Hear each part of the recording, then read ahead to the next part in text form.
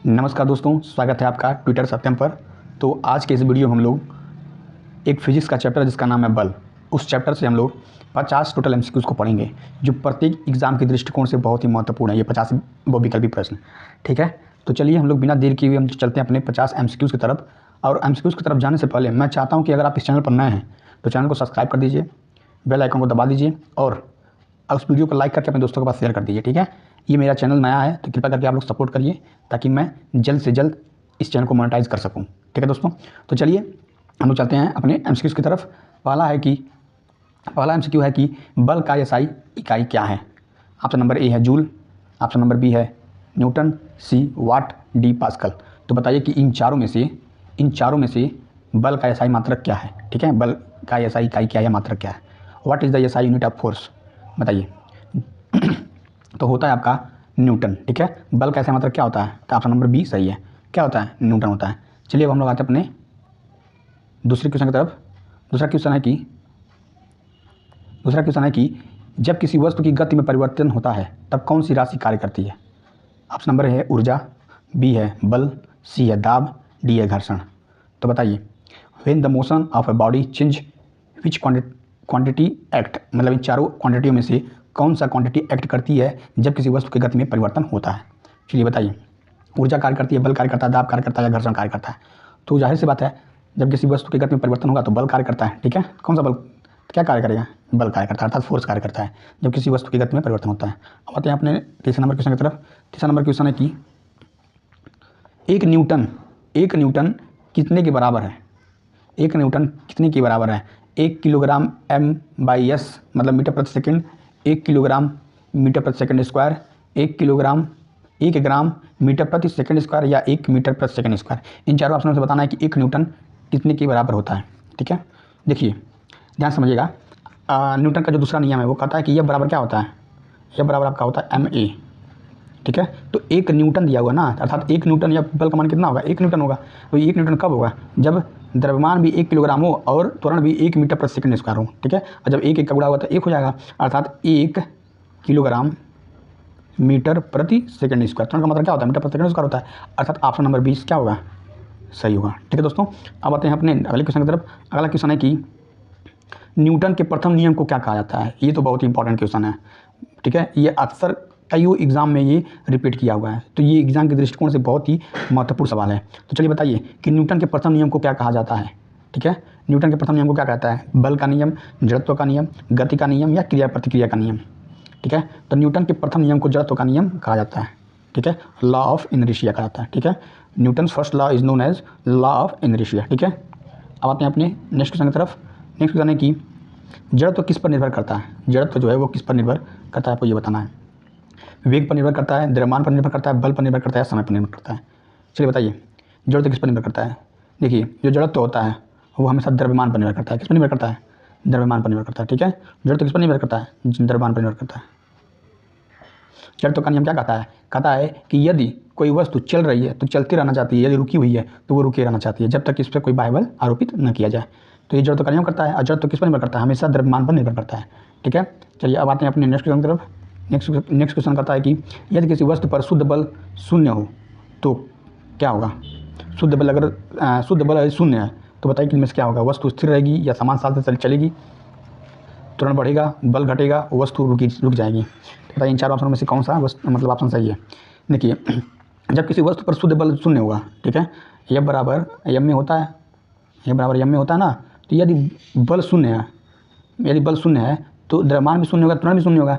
अब यहीं भी कह रहा है यदि किसी वस्तु पर शुद्ध बल शून्य हो तो वस्तु स्थिर रहेगी या समान चाल से चलेगी, ठीक है। तो ऑप्शन नंबर ए जो है सही होगा, ठीक। तो जड़त्व का नियम यही कहता है कि जड़त्व का नियम कहता है कि यदि कोई वस्तु रुकी हुई है तो वह रुके रहना चाहती है, यदि चल रही है तो चले रहना चाहती है जब तक कि उस पर कोई बाह्य बल न आरोपित किया जाए। अब बाह्य बल जब शून्य होगा तो क्या होगा, तो वस्तु या तो स्थिर रहेगी या समान साल से चलेगी, ठीक है। अब आते हैं अपने नेक्स्ट क्वेश्चन की तरफ। नेक्स्ट क्वेश्चन है कि न्यूटन का दूसरा नियम क्या बताता है। इन चारों ऑप्शन में से बताना है। F बराबर m में, F बराबर mv, F बराबर mg, F बराबर mg, m/g या F बराबर mg। बताइए इन चार ऑप्शन में से कौन सा सही होगा। तो न्यूटन का दूसरा नियम कहता है कि F बराबर ma, ठीक है। द्रव्यमान तथा त्वरण के गुणनफल को बल कहते हैं। ठीक है, ये न्यूटन का दूसरा नियम है। तो न्यूटन का दूसरा नियम क्या है? ये बराबर एम में। ठीक है, आते हैं अपने नेक्स्ट क्वेश्चन की तरफ। अगला क्वेश्चन है कि बल का आयाम क्या होगा? बल का बीमा पूछा है। ठीक है, बल का बीमा क्या होगा बताना आपको। तो बल का बीमा होता है आपका mL/T⁻²। ठीक है, यानी कि ऑप्शन नंबर ए सही है, mL/T⁻²। ये क्या होता है? बल का बीमी सूत्र होता है। ठीक है, अब आते हैं अपने अगले क्वेश्चन की तरफ। अगला क्वेश्चन है कि एक डाइन बराबर क्या होता है? एक डाइन बराबर क्या होता है बताना आपको। एक डाइन बराबर क्या होता है? देखिए, एक डाइन बराबर, ध्यान समझिएगा, ये क्वेश्चन कई बार घुमाता है। एक डाइन बराबर आपका होता है 10⁻⁻5 न्यूटन होता है।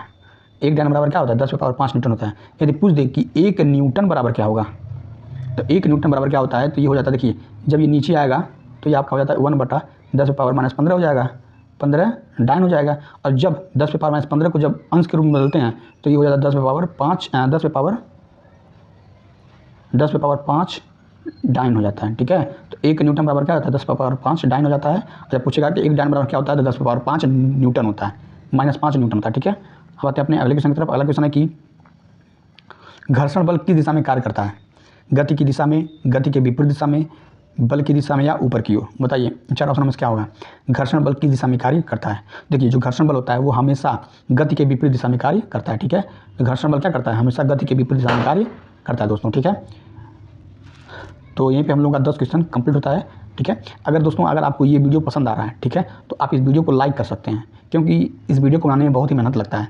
पीपीटी को तैयार करना, समय निकाल के वीडियो को रिकॉर्ड करना, रिकॉर्ड अगर गलती हो जाए तो फिर से रिकॉर्ड करना। ठीक है, तो इन सब क्रियाओं में बहुत ज़्यादा समय और मेहनत लगता है। ठीक है, और वर्तमान समय में मैं बिना किसी लालच का मैं इस वीडियो को बना रहा हूँ। ठीक है, तो अगर आप इस वीडियो को सपोर्ट करना चाहते हैं तो इस वीडियो को लाइक करिए, अपने दोस्तों के साथ शेयर करिए, और इस चैनल पर नए हैं तो चैनल को सब्सक्राइब जरूर करिए। ठीक है, चलिए बातें अपने अगले क्वेश्चन की तरफ। अगला क्वेश्चन है कि गुरुत्वीय जनित त्वरण जी का मान कितना होता है? ठीक है, आपको बताना है कि गुरुत्वीय जनित त्वरण जी का मान कितना होता है, आपको बताना है। ये जी कौन सा है? त्वरण है। अर्थात जब ये पृथ्वी का गुरुत्वीय त्वरण है तो इसका मान हमेशा होता है 9.8 मीटर प्रति सेकेंड स्क्वायर है। ये होता है आपका स्मॉल जी का मान। तो यही पूछा है, गुरुत्वीय जनित त्वरण जी का मान कितना होता है? तो आपका होता है 9.8 मीटर प्रति सेकेंड स्क्वायर, अर्थात ऑप्शन नंबर बी सही है दोस्तों। ठीक है, अब आते हैं अपने नेक्स्ट अगले क्वेश्चन की तरफ। अगला क्वेश्चन है कि वजन बराबर क्या होता है? ठीक है, वजन बराबर क्या होता है आपको ये बताना है। तो वजन बराबर होता है आपका mg। ठीक है, देखिए, भार बराबर होता है आपका द्रव्यमान गुणे गुरुत्वीय त्वरण होता है, द्रव्यमान गुणे गुरुत्वीय त्वरण अर्थात जी। ठीक है, ये होता है, तो ये आपका क्या हो जाएगा? ऑप्शन नंबर बी सही हो जाएगा। जिस बल से किसी वस्तु को पृथ्वी अपनी ओर खींचती है उसी को हम भार कहते हैं। ठीक है दोस्तों, अब आते हैं अपने अगले क्वेश्चन की तरफ। अगला क्वेश्चन है कि कौन सा बल पृथ्वी के केंद्र की ओर कार्य करता है? आपको ये बताना है, कौन सा बल पृथ्वी के केंद्र की ओर कार्य करता है? ठीक है, आपको ये बताना है, विद्युत बल, गुरुत्वीय बल, चुंबकीय बल, या विकेंद्र बल? आपको ये बताना है। तो देखिए, पृथ्वी के केंद्र की ओर हमेशा कौन सा बल कार्य करेगा? हमेशा आपका गुरुत्वीय बल कार्य करता है। ठीक है, गुरुत्वीय बल कार्य करता है, ठीक है, ग्रेविटेशनल फोर्स।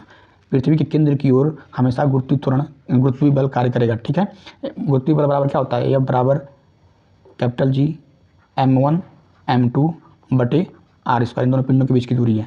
ठीक है, r ये होता है, और जो ये गुरुत्वीय बल होता है। ठीक, विद्युत बल नहीं कार्य करेगा, चुंबकीय बल नहीं कार्य करेगा, विकेंद्रीय बल नहीं कार्य करेगा। ठीक है, गुरुत्वीय बल कार्य करता है। अब आते हैं अपने अगले क्वेश्चन की तरफ। अगला क्वेश्चन है कि संपर्क में आने पर दो वस्तुओं के बीच कौन सा बल लगता है? संपर्क में आने पर, ध्यान समझना, ऑप्शन क्वेश्चन के शब्दों की तरफ जाइएगा। संपर्क में आने पर दो वस्तुओं के बीच कौन सा बल कार्य करता है? Normal force, gravitational force, electrical force, या मैग्नेटिक फोर्स? आपको ये बताना है। देखिए, जब दो वस्तुएं संपर्क में आएंगी, जैसे मान लीजिए हम दीवार को अपने हाथ से धक्का दे रहे हैं, तो दीवार जो है और हाथ एक दूसरे के संपर्क में आ रहे हैं, तो ये नॉर्मल फोर्स होगा। कौन सा फोर्स होगा? ये नॉर्मल फोर्स होता है। जब किसी पिंड को पृथ्वी अपनी ओर खींचती है, केंद्र की ओर खींचती है, तो उसी को हम ग्रेविटेशनल फोर्स कहते हैं। जब किसी विद्युत परिपथ में जब क्या होता है, जब धारा बहता है तो उस धारा के द्वारा जो बल लगाया जाता है उसको हम इलेक्ट्रिक फोर्स कहते हैं। और दो चुंबकों के बीच जब जो बल कार्य करता है उसे मैग्नेटिक फोर्स कहते हैं। लेकिन जब दो संपर्क में आने पर दो वस्तुओं के बीच कौन सा बल लगता है? तो वो होता है नॉर्मल फोर्स। मतलब जो हमेशा हम लोग देखते हैं, किसी चीज़ को ढकेलते हैं तो नॉर्मल फोर्स होगा। ठीक है, ये होता है। ठीक है, आते हैं अपने अगले क्वेश्चन की तरफ। अगला क्वेश्चन है कि यदि किसी वस्तु पर 10 न्यूटन बल लगता है तो त्वरण कितना होगा? आपको ये बताना है। यदि किसी वस्तु पर 0 न्यूटन बल लगता है तो त्वरण क्या होगा? आपको ये बताना है। ठीक है, देखिए, यदि किसी वस्तु पर 0 न्यूटन का बल लगेगा तो त्वरण जो होता है वो भी 0 होगा। ठीक है, क्या होगा? 0 होगा। यह बराबर आपका एम में होता है, ठीक है। जब बल का मात्रक ही आपका जीरो है तो जाहिर सी बात है आपका त्वरण भी जीरो रहा होगा, नहीं हो रहा होगा, तो इसलिए क्या हो जाएगा, ये त्वरण क्या हो जाएगा आपका जीरो हो जाएगा, ठीक। अब आते हैं अपने अगले क्वेश्चन की तरफ। अगला क्वेश्चन है कि बल कैसी राशि है, आपको ये बताना है, बल कैसी राशि है, ठीक है। Force is a scalar quantity, vector quantity, imaginary quantity या कांस्टेंट क्वांटिटी, आपको ये बताना है। अदिश राशि, सदिश राशि या यथार्थ राशि या स्थिर राशि, आपको ये बताना है कि बल कैसी राशि है। जो बल है वो एक कैसी राशि है, बल एक सदिश राशि है, ठीक है। बल कैसी राशि है, एक सदिश राशि है, ठीक है दोस्तों। अब आते हैं अपने अगले क्वेश्चन की तरफ। अगला क्वेश्चन है कि बल किसके कारण उत्पन्न होता है, तापमान के कारण, दाब के कारण, संपर्क के या परस्पर क्रिया के द्वारा या क्षेत्रफल के कारण। तो जाहिर सी बात है बल हमेशा किसके कारण उत्पन्न होगा, बल हमेशा संपर्क या परस्पर क्रिया के द्वारा ही उत्पन्न होता है, यानी कि ऑप्शन नंबर सी सही है। आते हैं अपने अगले क्वेश्चन की तरफ। अगला क्वेश्चन है कि यदि किसी वस्तु पर बल लगने से क्या परिवर्तित हो सकता है, गति, आकार, दिशा, उपयुक्त दोनों, उपयुक्त सभी, ठीक है। तो देखिए बल किसी वस्तु पर लगाएंगे तो जाहिर सी बात है उसकी गति भी परिवर्तित होगी, उसकी गति भी परिवर्तित होगी, आकार भी परिवर्तित होगा और दिशा भी परिवर्तित होगा, ठीक है। अर्थात उपयुक्त सभी हो जाएगा, ठीक है दोस्तों। अब आते हैं अगले क्वेश्चन की तरफ। अगला क्वेश्चन है कि घर्षण बल किस पर निर्भर करता है, द्रव्यमान पर, संपर्क सतहों की प्रकृति पर, वेग पर, दूरी पर। तो बताइए इन चारों ऑप्शन में से कौन सा सही होगा। देखिए जो ऑप्शन नंबर बी है वो सही होगा, संपर्क सतहों की प्रकृति पर, ठीक है। घर्षण बल हमेशा संपर्क सतहों की प्रकृति पर निर्भर करता है, ठीक है। अब आते हैं अपने अगले क्वेश्चन की तरफ। अगला क्वेश्चन है कि 1 किलोग्राम वजन पर पृथ्वी कितना बल लगाती है, 1 किलोग्राम वजन पर पृथ्वी कितना बल लगाती है। देखिए समझिएगा, इसको नॉमेरिकल सॉल्व कराते हैं। तो कितना बल लगेगा, 1 किलोग्राम वजन पर पृथ्वी कितना बल लगाती है। तो आपको पता है पृथ्वी द्वारा जो बल लगाया तो उसको भार करते हैं, ठीक है। तो आपका हो जाएगा यह बराबर mg होता है और यही एफ क्या है, आपका भार है।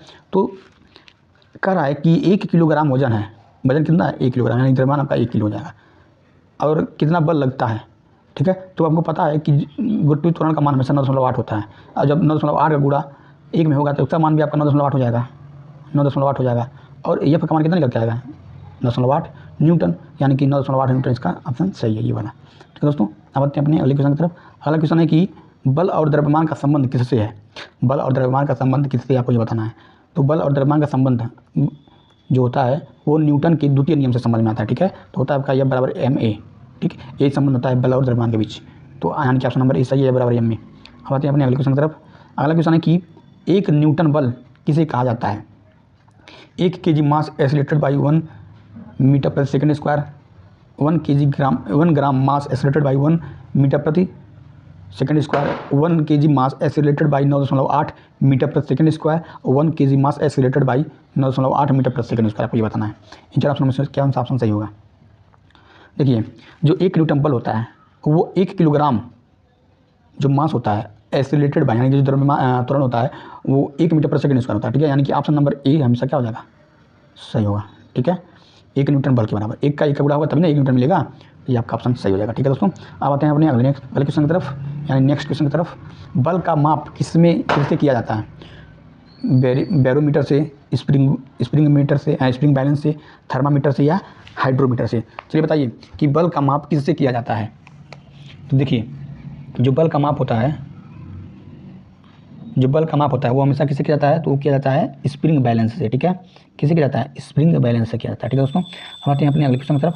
अगला क्वेश्चन है कि यदि किसी वस्तु का त्वरण बढ़ रहा हो, यदि किसी वस्तु का त्वरण बढ़ रहा हो तो बल बढ़ रहा है, बल घट रहा है, बल शून्य या बल समान है, ठीक है। आपको ये बताना है। यदि किसी वस्तु का गुरुत्वीय त्वरण बढ़ रहा है, देखिए जब गुरुत्वीय त्वरण बढ़ेगा, यदि माफ़ करिएगा, यदि किसी वस्तु का त्वरण बढ़ रहा है, जब त्वरण बढ़ेगा तो जाहिर सी बात है बल भी बढ़ेगा, बढ़ेगा नहीं बढ़ेगा, तो वस्तु का बल भी बढ़ेगा, यदि किसी वस्तु का बल बढ़ेगा, ठीक है। फोर्स इज इंक्रीज, यह बराबर आपका यम में होता है नहीं होता है, जब हम त्वरण को बढ़ाएंगे तो यह भी बढ़ेगा क्योंकि उसके अनुक्रमानुपाती है। अब आते हैं अपने अगले क्वेश्चन की तरफ। अगला क्वेश्चन है कि क्रिया प्रतिक्रिया बल कैसा होता है, एक्शन एंड रिएक्शन फोर्स कैसे होते हैं, उसकी प्रवृत्ति कैसी होती है, समान दिशा में होता है, विपरीत दिशा में होता है, या असमान होता है, या केवल गति में होता है, ठीक है। आपको ये बताना है कि क्रिया प्रतिक्रिया जो बल होता है वो हमेशा विपरीत दिशा में होता है, ठीक है। हमेशा कैसा होता है, विपरीत दिशा में होता है क्रिया प्रतिक्रिया बल, ठीक है। कैसा होता है ये, हमेशा विपरीत दिशा में होता है। अब आते हैं अपने अगले क्वेश्चन की तरफ। अगला क्वेश्चन है कि गुरुत्व बल किस प्रकार का बल है, संपर्क बल, असंपर्क बल, चुंबकीय बल, अभिकेंद्र बल। ठीक है, आपको ये बताना है गुरुत्व बल किस प्रकार का बल होता है। देखिए जो गुरुत्व बल होता है वो असंपर्क बल है। कैसे बल है? तो ये होता है असंपर्क बल, ठीक है, नॉन कॉन्टैक्ट फोर्स होता है ये गुरुत्व बल। ठीक, अब आते हैं अपने अगले क्वेश्चन की तरफ। अगला क्वेश्चन है कि चुंबकीय बल किस प्रकार का बल है? चुंबकीय बल किस प्रकार का बल है? देखिए जो चुंबकीय बल होता है ये भी क्या होता है? असंपर्क बल होता है। ठीक है, ये कैसा बल होता है? असंपर्क बल होता है। चुंबकीय बल भी असंपर्क बल होता है। ठीक, संपर्क बल नहीं होता है। अब आते हैं अपने अगले क्वेश्चन की तरफ। अगला क्वेश्चन है कि यदि बल शून्य हो तो वस्तु रुक जाएगी, समान चाल से चलेगी, दिशा बदल लेगी या विस्थापन घटेगा। तो आपको ये बताना है कि यदि बल शून्य हो तो वस्तु क्या होगी। देखिए जब बल शून्य होगा, जाहिर सी बात है, जब बल शून्य होगा तो वस्तु क्या होगा? एक समान चाल से चलेगी। तो देखिए जो जड़त्व का नियम यही ना कहता है कि यदि कोई वस्तु चल रही है तो वो चलते रहना चाहती है, यदि वस्तु रुकी हुई है तो वो रुके रहना चाहती है, जब तक कि उस पर कोई बल बाह्य बल न कार्य करे। जब बाह्य बल शून्य है, जब बाह्य बल शून्य है तो जब बाह्य बल शून्य है तो वस्तु रुकी रहेगी या तो समान चाल से चलेगी। तो इसमें ऑप्शन क्या दिया हुआ है? समान चाल से चलेगी। ठीक है, यहाँ वस्तु रुकेगी नहीं, क्या होगी? समान चाल से चलेगी। यहीं पर आता यदि वस्तु रुकी है तो रुकी रहेगी, तो वो तो ऑप्शन दिया नहीं है, तो समान चाल से चल लेगी तो समान चाल से चलेगी। ठीक है, अब आते हैं अगले क्वेश्चन की तरफ। अगला क्वेश्चन है कि बल का SI इकाई न्यूटन है तो CGS इकाई क्या होता है? देखिए जो बल का SI मात्रक न्यूटन होता है तो इसका CGS मात्रक आपका होता है डाइन। ठीक है दोस्तों, इसका CGS मात्रक क्या होगा? डाइन होता है। ठीक है दोस्तों, अब आते हैं अपने अगले क्वेश्चन की तरफ। अगला क्वेश्चन है कि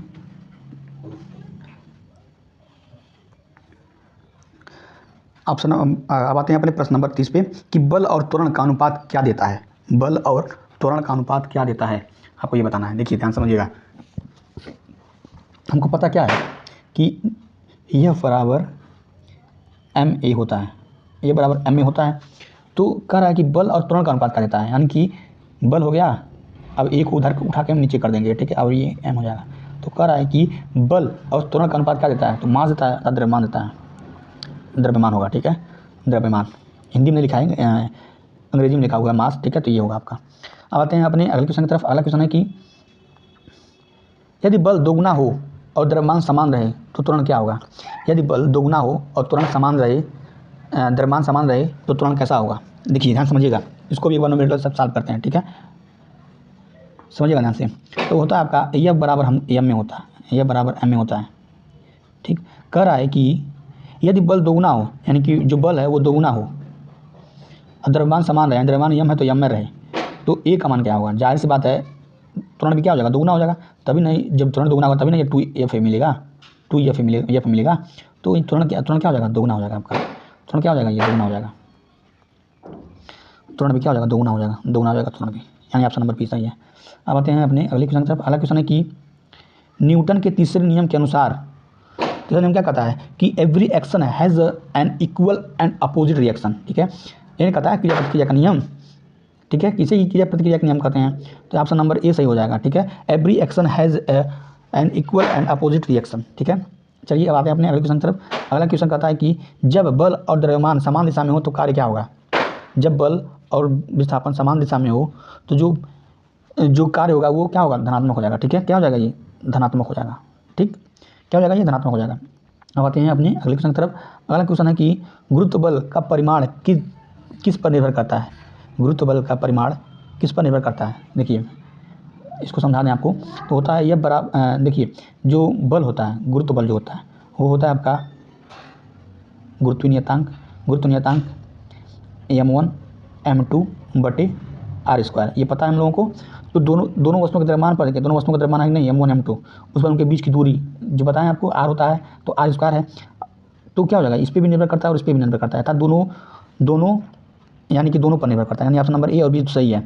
तो यानी कि C यानी कि दोनों पर। ठीक है, अब आते हैं अपने अगले क्वेश्चन की तरफ। अगला क्वेश्चन है कि दाब बराबर क्या होता है? दाब बराबर क्या होता है बताना आपको। देखिए जो दाब होता है वो होता है बल, ऑप्शन नंबर A दिया हुआ है। दाब क्या है? दाब बराबर क्या होता है? तो बल बटे क्षेत्रफल, बल गुणे क्षेत्रफल, बल गुणे दूरी, बल बटे द्रव्यमान। आपको ये बताना है कि इन 4 ऑप्शन में से कौन सा सही होगा।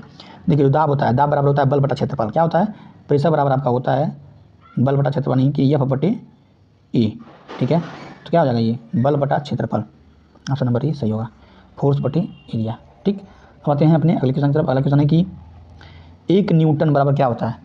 देखिए समझाते हैं हम लोग आपको कि 1 न्यूटन बराबर 10 पे पावर 5 डाइन होगा। क्या होगा? ये 10⁵ डाइन होगा। अभी पूछ ले कि 1 डाइन बराबर कितना न्यूटन होगा, तो 10⁻⁻5 न्यूटन होता है। ठीक है, यानी कि इसका क्या हो जाएगा 36 नंबर का, तो ये हो जाता है ऑप्शन नंबर ए सही होगा। ठीक, आते हैं अपने अगले क्वेश्चन की तरफ। अगला क्वेश्चन है कि यदि किसी वस्तु पर बल नहीं लगाया जाए तो वह स्थिर रहेगी, समान चाल से चलेगी, कोई परिवर्तन नहीं होगा, या उपरोक्त सभी। ठीक है, देखिए यदि किसी वस्तु पर बल नहीं लगाया जाएगा तो वह वस्तु स्थिर भी रहेगी, ये जड़त्व का नियम है, ध्यान समझिएगा। तो कहता है कि यदि किसी वस्तु पर बल न लगाया जाए तो क्या हो जाएगा, तो होता है वो क्या होगा, या तो स्थिर रहेगी या समान चाल से चलेगी, कोई परिवर्तन नहीं होगा, या उपरोक्त सभी, यानी कि उपरोक्त सभी सही हो जाएगा। ठीक है, जड़त्व का नियम कहता है यदि कोई वस्तु चल रही है तो चलती रहेगी, समान चाल से चलेगी, यदि रुकी हुई तो स्थिर रहेगी, जब तक कि उस पर कोई बाह्य बल न लगाया जाए। तो जब बाह्य बल नहीं लगाया जाएगा तो या तो वस्तु स्थिर रहेगी या समान चाल से चलेगी। ठीक है, यानी कि ऑप्शन नंबर डी सही हो जाएगा। ठीक है दोस्तों, अब आते हैं अपने अगले क्वेश्चन की तरफ। क्रिया और प्रतिक्रिया का नियम। क्रिया और प्रतिक्रिया बल कैसा है, अलग अलग वस्तु पर कार्य करता है, एक ही वस्तु पर कार्य करता है, बराबर नहीं होता है, या घर्षण या केवल घर्षण में कार्य करता है। आपको बताना है कि इन ऑप्शन में से कौन सा ऑप्शन सही होगा। देखिए जो क्रिया प्रतिक्रिया बल होता है वो अलग अलग वस्तुओं पर कार्य करता है। ठीक है, एक वस्तु पर नहीं करेगा। जैसे मान लीजिए दीवार और मेरा हाथ है, इन दोनों वस्तुओं पर क्रिया प्रतिक्रिया बल लगाया जा रहा है, मैं इधर से बल लगा रहा हूँ, दीवार मेरी तरफ बल लगा रही है, तो अलग अलग वस्तु है कि नहीं है, तो अलग अलग वस्तुओं पर कार्य करता है। ठीक है, यानी ऑप्शन नंबर ए सही है।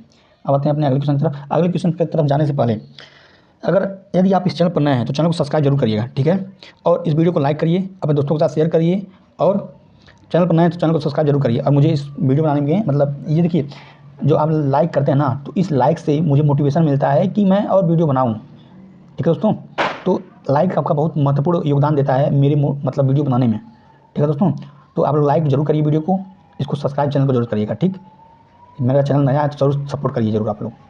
चलिए अब आते हैं अपने अगले क्वेश्चन की तरफ। अगला क्वेश्चन है कि न्यूटन की गति का नियम कितने हैं। तो जो न्यूटन की गति का नियम होता है वो कितने हैं, 1 2 3 4, बताइए 4 ऑप्शनों के साथ क्या होगा।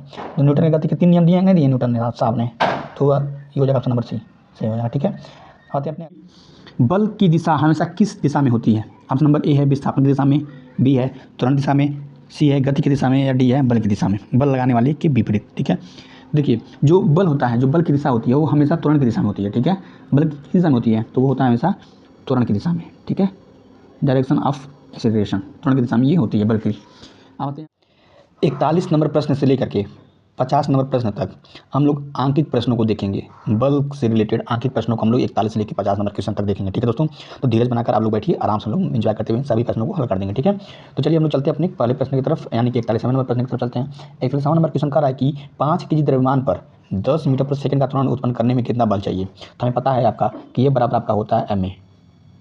ठीक, एम का मान कितना दिया हुआ है 5 और त्वरण का मान कितना दिया हुआ है 10, जब इन दोनों गुणा करेंगे कितना हो जाएगा ये 50 न्यूटन। ठीक है, 50 न्यूटन से होगा। अब आते हैं अपने अगले क्वेश्चन की तरफ। अगला क्वेश्चन है कि 20 न्यूटन बल किसी 40 kg वस्तु पर लगाया जाता है तो उसका त्वरण कितना होगा। त्वरण पूछा है तो हमको बताना पड़ेगा कि हमें पता है कि यह बराबर आपका होता है ma होता है, तो एक बराबर क्या हो जाएगा, तो ये F/m हो जाएगा ना। F का मान कितना दिया हुआ है, तो 20 न्यूटन दिया है, और 4 हो जाएगा द्रव्यमान, काटेंगे तो कितना हो जाएगा ये 5 मीटर प्रति सेकंड स्क्वायर। ठीक है, यानी कि ऑप्शन नंबर सी सही हो जाएगा। आते हैं अपने अगले क्वेश्चन की तरफ। अगला क्वेश्चन है कि यानी कि 43वां नंबर क्वेश्चन है कि 10 kg वस्तु पर 2 मीटर प्रति सेकंड का त्वरण उत्पन्न करने में कितना बल चाहिए। तो त्वरण पूछ रहा है कितना बल चाहिए, यानी कि बल पूछ रहा है, तो यह बराबर हो जाएगा आपका एम का मान आपका 10 दिया हुआ है और त्वरण कितना दिया है 2 दिया, जब इनका गुणा करेंगे तो कितना हो जाएगा 20 न्यूटन हो जाएगा, यानी कि ऑप्शन नंबर डी सही होगा। ठीक है दोस्तों, आते हैं अपने अगले क्वेश्चन की तरफ। अगला क्वेश्चन है कि 25 kg द्रव्यमान पर 100 न्यूटन का बल कार्य करता है तो त्वरण ज्ञात करना है। त्वरण बराबर आपको पता है क्या होता है, त्वरण बराबर आपका होता है F/m बराबर ए होगा ना। तो अब जब एम का मान कितना दिया हुआ है आपका, एफ का मान आपका दिया हुआ है 25, तब माफ करेगा 25 नहीं, एफ का मान एफ बराबर एम बराबर ए होगा। एफ का मान आपका 100 दिया हुआ है और एम का मान 25 दिया हुआ है, जब काटेंगे तो कितनी बार कटेगा 4 बार में कटेगा, तो यानी कि ए का मान कितना हो जाएगा 4 मीटर प्रति सेकंड स्क्वायर, यानी कि ऑप्शन नंबर सी सही होगा। अब आते हैं अपने अगले क्वेश्चन की तरफ। अगला क्वेश्चन है कि 2 kg वस्तु को 3 मीटर प्रति सेकंड स्क्वायर से त्वरित करने के लिए कितना बल चाहिए। ठीक है, कितना बल चाहिए, यानी कि यह पूछ रहा है 2 kg है 3 बराबर गुणा करेंगे तो 6 न्यूटन हो जाएगा, माफ करेगा न्यूटन हो जाएगा। ठीक है, 6 न्यूटन। ठीक, आते हैं अपने अगले क्वेश्चन। अगला क्वेश्चन है कि किसी वस्तु का वजन पृथ्वी पर 49 न्यूटन है तो उसका द्रव्यमान ज्ञात करना है। ठीक, द्रव्यमान देखिए कहीं बदलता नहीं है, भार बदलता है। ठीक है, आप यूनिवर्स में कहीं भी चले जाइएगी, किसी वस्तु का द्रव्यमान कभी भी चेंज नहीं होता है, चेंज होता है तो क्या चेंज होता है, भार चेंज होता है। तो अब आते हैं अपने इस क्वेश्चन की तरफ, यानी 46 नंबर क्वेश्चन की तरफ कि कह रहा है किसी वस्तु का वजन पृथ्वी पर 49 न्यूटन है, यानी कि एफ का मान आपका कितना दिया हुआ है 49 दिया हुआ है। ठीक है, उसके बाद 49 दिया हुआ है और द्रव्यमान कितना दिया हुआ है, उसका द्रव्यमान हमको बताना है, यानी कि m का मान ज्ञात करना है। त्वरण आपका 9.8 होता है ना पृथ्वी का।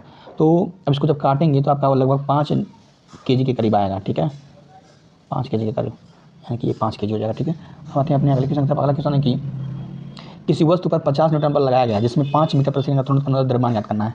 तो द्रव्यमान बराबर आपका क्या होता है, m बराबर F बटे A। F का मान कितना दिया हुआ है 50 और A का मान आपका दिया हुआ है 5। काटेंगे तो आपका कितना हो जाएगा 5 kg, माफ करेगा 10 kg, ठीक है, यह आपका हो जाएगा 10 kg। अब आते हैं अपने अगले क्वेश्चन की तरफ। अगला क्वेश्चन है कि 15 kg वस्तु पर 9.8 मीटर पर सेकंड स्क्वायर से त्वरित करने के लिए कितना बल चाहिए, ठीक। तो क्वेश्चन आपका है क्या बल पूछ रहा है, तो आपका हो जाएगा 15 गुणे 9.8। जब इनका गुणा हम करेंगे तो ये 147 न्यूटन करीब आएगा, ठीक है, 147 न्यूटन ही आएगा, ठीक। अब आते हैं अपने अगले क्वेश्चन की तरफ। अगला क्वेश्चन है कि 500 ग्राम है, 500 ग्राम यानी कि लगभग आधा kg, यानी कि हाफ kg वस्तु पर 2 मीटर पर सेकंड स्क्वायर त्वरण उत्पन्न करने के लिए कितना बल चाहिए। हमें पता है, हम लोगों को पता है कि आपका होता है F बराबर ma होता है, ठीक है, कितना होता है F बराबर ma होता है। m का मान हाफ kg यानी कि 1/2 लिख सकते हैं और 2 मीटर त्वरण है, दोनों को पूरा करेंगे तो 1 न्यूटन बल आएगा कि नहीं आएगा, ये आपका हो जाएगा 1 न्यूटन, ठीक है दोस्तों। अब आते हैं अपने अगले क्वेश्चन की तरफ। अगला क्वेश्चन देखिए, ये लास्ट है, आपको इसका जवाब कमेंट बॉक्स में देना है, ठीक है दोस्तों, इसका जवाब आपको कमेंट बॉक्स में देना है, ठीक है। देखते हैं हम लोग कितना हमारा पढ़ाई हुआ समझ में आ रहा है, ठीक। इसका जवाब आपको कमेंट बॉक्स में देना है। अगर आप इस वीडियो पर नए हैं तो चैनल को सब्सक्राइब जरूर करिए, ठीक है। अगर आप इस चैनल पर नए हैं तो चैनल को सब्सक्राइब जरूर करिए। देखिए ये बाबू भी कह रहा है सब्सक्राइब करने के, देखिए कितना हंस के कह रहा है कि सब्सक्राइब कर दीजिए।